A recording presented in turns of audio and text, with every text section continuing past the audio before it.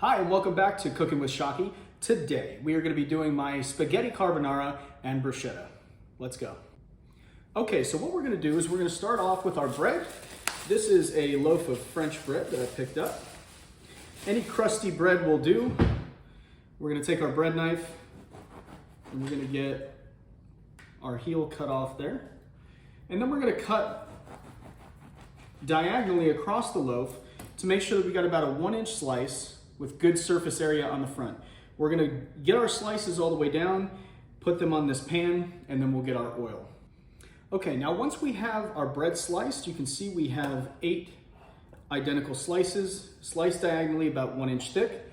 We're gonna grab some good olive oil, and we're gonna brush each slice on the top to make sure that we brown this nice and good in the oven. So we're gonna take our brush into the oil, and we're gonna brush each one of these slices on the top pretty generously so we get a nice golden crispy top to each one of these bread slices.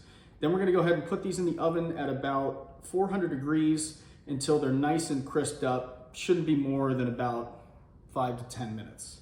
So we'll be back with you in just a minute once we get these done. All right, so now our bread is done. You can see the olive oil is coated the top.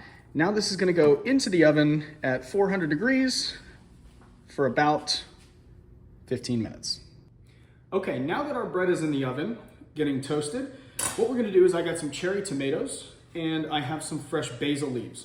These are gonna be the topping for our bruschetta. So what I'm gonna do is I'm gonna take my fresh basil and I'm gonna kind of cigar roll that up and cut some nice ribbons of fresh basil that'll give us some great color on the top.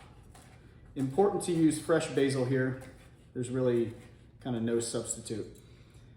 But that should be about the consistency that you're looking for. Then I'm gonna take my cherry tomatoes. You can use any kind of tomato that you want. I just find this to be a little bit more aesthetically pleasing and a little easier to work with. And we're gonna cut them just in half all the way down lengthwise. And once we do, we're gonna get them all into this bowl where we're gonna toss them in our drip and drizzle oil. This is an Italian truffle and oregano oil. It's incredibly fragrant. I love this oil. You can use olive oil if you want or another type of oil, but this is what I prefer. Gives a great aroma, great flavor, and we'll be ready to go once I get these all cut up. Okay, now that we have our tomatoes and basil chopped up, that should be about what it looks like. And we're gonna take our drip and drizzle oil with the Italian truffle and oregano, and we're just gonna coat these in a little bit of oil and mix them up nicely. And that'll be our topping for our prosciutto.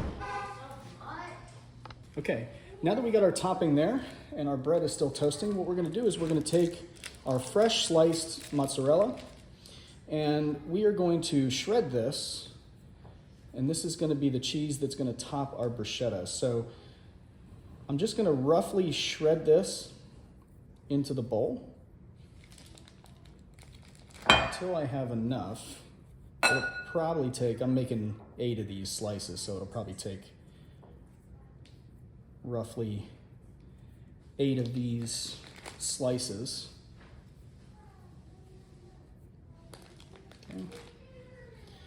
And this is kind of an optional thing. You could lay these mozzarella slices on top of the bruschetta just as is. But what I've found is if I make a spread, it's a little bit easier to cover the entire top of the prosciutto slice. And it just gives it a nice creamy texture because we're gonna use some heavy whipping cream to get this mashed up with. So I got some heavy whipping cream here. I got my roughly pulled apart mozzarella, and I'm gonna use this masher here to kind of break up the mozzarella slices in the cream until I get the consistency that I'm looking for, which is kind of a spread. So if I gotta add a little bit more mozzarella, if it's too runny or if it's too dry, I'll add a little bit more cream. But as we start to mash this up, it takes on almost the consistency of like cottage cheese, and that's absolutely perfect.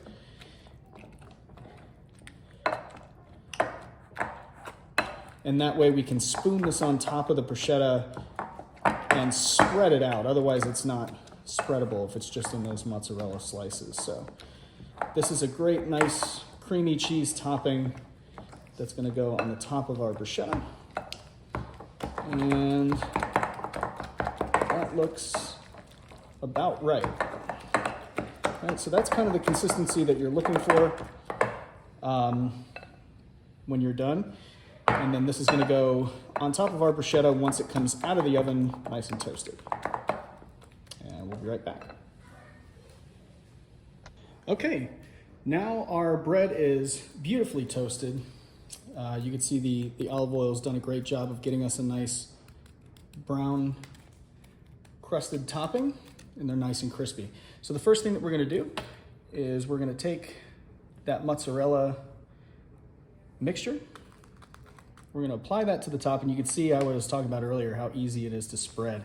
That mashing it up and adding the heavy cream to it just makes it super decadent. And that goes on there like that. Next thing that we're gonna do is we're gonna season that mozzarella. Little salt, little twist of black pepper, and then we're gonna come back in with our tomato basil topping. That's gonna go just on the top there, looking nice and pretty, colorful, beautiful. That's gonna sit up just like that. Pinch of finishing salt on the top. And finally, we're gonna finish it off with a little bit of a drizzle of our drip and drizzle oil. This is Italian truffle and oregano. And man, does that look good. So we're gonna go ahead and finish off the rest of these, and we'll be right back with you. And there we are, don't they look beautiful? But the one last finishing touch is a balsamic reduction. This is a sweet, tangy glaze that's gonna go over the top, and that is just gonna finish it off for us. So there they are, all done.